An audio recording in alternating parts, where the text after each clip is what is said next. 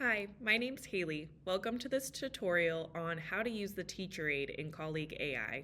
From your dashboard, click Teacher Aide. Once inside Teacher Aide, you can start a new project by clicking this purple button, Create Teaching Aide. I went ahead and pre-filled each of the sections. The title is student facing, and in this example, I put Do Now.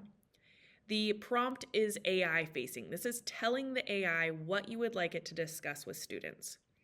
In this example, I want it to discuss the meaning of our vocabulary terms tribal sovereignty. It is going to ask the student, what do you think this means? If the student is incorrect, I want the AI to break it down into syllables and morphemes and also provide the meaning of the morphemes. Notice I'm very, very detailed in what I want the AI to do. If the student is still incorrect after that scaffolded step, keep providing scaffolded questions. Once the student gets the definition correct, congratulate them and tell them they are done. This teaching aid is not just for entry tasks, but in this case, I want an ending point, so I'm going to say to tell the students when they are done. Other requirements, you can put whatever you would like.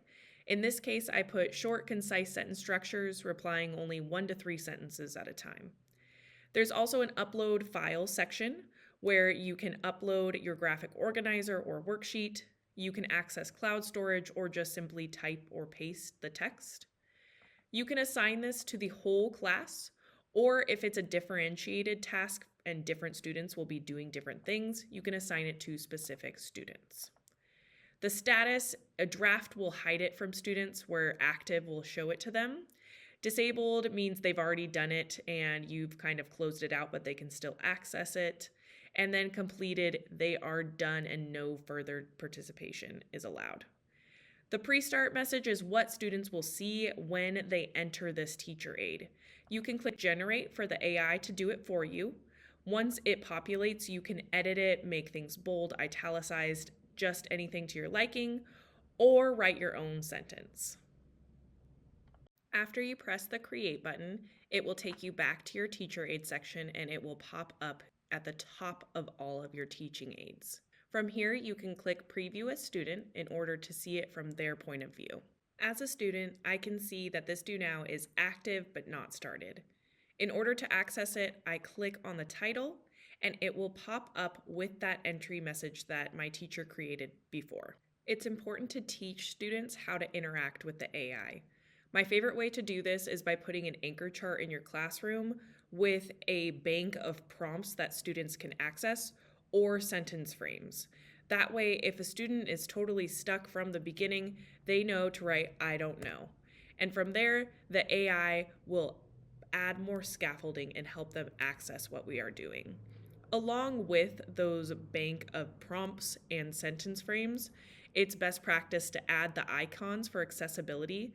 The student can do text-to-speech with the speaker message.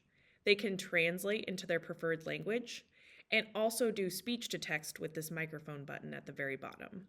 To get back into teacher mode, simply exit student view with this button at the bottom. From there, in all of the conversations and an overview of the class, you can always see conversation summaries. If it's been 24 hours, this will pop up automatically. However, if you want to see it instantly, you can click Generate.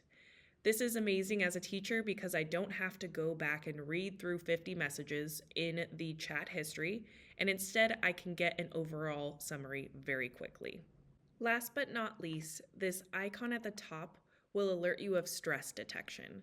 If a student is engaging in a way where the AI detects that they're frustrated and or talk about harm to themselves or others, you will be alerted as the teacher.